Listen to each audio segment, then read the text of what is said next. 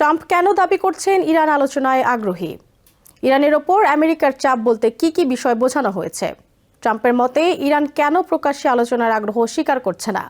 ইরানের অভ্যন্তরীণ রাজনৈতিক পরিস্থিতি সম্পর্কে ট্রাম্প কি মন্তব্য করেছেন? আপনারা দেখছেন TVN24 নিউজ নেটওয়ার্ক। সবশেষ আপডেটে স্বাগত জানাচ্ছি আমি মৌসুম ইসলাম।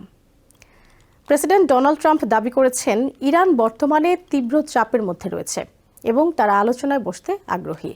ওয়াশিংটন রাজনৈতিক তহবিল সংগ্রহ অনুষ্ঠানে দেওয়া বক্তব্যে তিনি বলেন, আমেরিকার সামরিক শক্তি, কৌশলগত পদক্ষেপ এবং অব্যাহত চাপ তেহরানকে এমন অবস্থায় নিয়ে গেছে যেখানে একটি চুক্তির পথে এগোনো ছাড়া তাদের সামনে খুব বেশি বিকল্প নেই। ট্রাম্পের মতে ইরান প্রকাশ্যে কঠোর অবস্থান দেখালেও বাস্তবে তারা একটি সমঝোতার জন্য প্রস্তুতি নিচ্ছে। তিনি বলেন, তারা একটি চুক্তি করতে চায়, কিন্তু তারা তা প্রকাশ্যে বলতে ভয় পাচ্ছে। তার ব্যাখ্যায় ইরানের নেতৃত্ব, অভ্যন্তরীণ রাজনৈতিক চাপ, জনগণের প্রতিক্রিয়া এবং আন্তর্জাতিক পরিস্থিতির কারণে দ্বিধায় রয়েছে। তিনি আরও দাবি করেন, ইরানের ভেতরের পরিস্থিতি এখন অত্যন্ত অনিশ্চিত। নেতৃত্বের ওপর চাপ এতটাই বেড়েছে যে সেই অবস্থানে থাকা কঠিন হয়ে পড়েছে। ট্রাম্প এমনও মন্তব্য করেন, ইরানের নেতৃত্ব দেওয়া এখন খুব বিপজ্জনক একটি দায়িত্বে পরিণত হয়েছে। সাম্প্রতিক সংঘাতের প্রসঙ্গে ট্রাম্প বলেন, আমেরিকার সামরিক পদক্ষেপ ইরানের সক্ষমতায় বড় ধরনের আঘাত এনেছে। তার মতে ইরানের নৌবাহিনী, প্রতিরক্ষা অবকাঠামো এবং কৌশলগত স্থাপনাগুলো উল্লেখযোগ্যভাবে ক্ষতিগ্রস্ত হয়েছে। তিনি দাবি করেন, এই ক্ষতির ফলে ইরানের সামরিক অবস্থান দুর্বল হয়ে পড়েছে এবং তারা নতুন করে হিসাব নিকাশ করতে বাধ্য হয়েছে। একই সঙ্গে ট্রাম্প আমেরিকার প্রতিরক্ষা ব্যবস্থার সক্ষমতার কথাও তুলে ধরেন। তিনি বলেন, ইরানের ছোড়া মিসাইলগুলো প্রতিহত করতে আমেরিকা সফল হয়েছে, যা প্রমাণ করে যে তাদের প্রতিরক্ষা প্রযুক্তি অত্যন্ত কার্যকর। তার মতে এই সামরিক সক্ষমতা শুধু প্রতিরক্ষা নয়, বরং কৌশলগত চাপ তৈরির ক্ষেত্রেও গুরুত্বপূর্ণ ভূমিকা রাখছে। ট্রাম্প তার বক্তব্যে পূর্ববর্তী প্রশাসনগুলোর সমালোচনাও করেন। তিনি বলেন, অতীতে ইরানের পারমাণবিক কর্মসূচি মোকাবিলায় যথেষ্ট কঠোর অবস্থান নেওয়া হয়নি। তার দাবি, যদি তার প্রশাসন শক্ত পদক্ষেপ না নিত তাহলে ইরান খুব অল্প সময়ের মধ্যেই পারমাণবিক অস্ত্র তৈরি করতে সক্ষম হতো।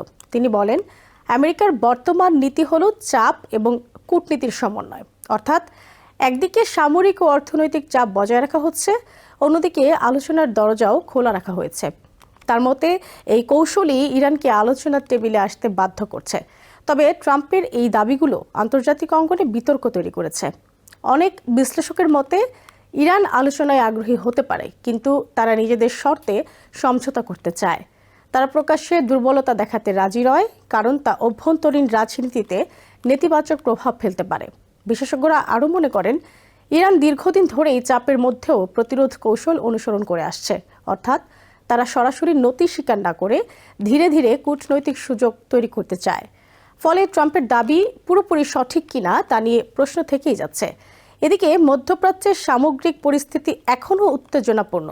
ইরান ও ইসরায়েলের মধ্যে উত্তেজনা, আমেরিকার সামরিক উপস্থিতি বৃদ্ধি এবং আঞ্চলিক সংঘাত সব মিলিয়ে পরিস্থিতি জটিল রয়ে গেছে।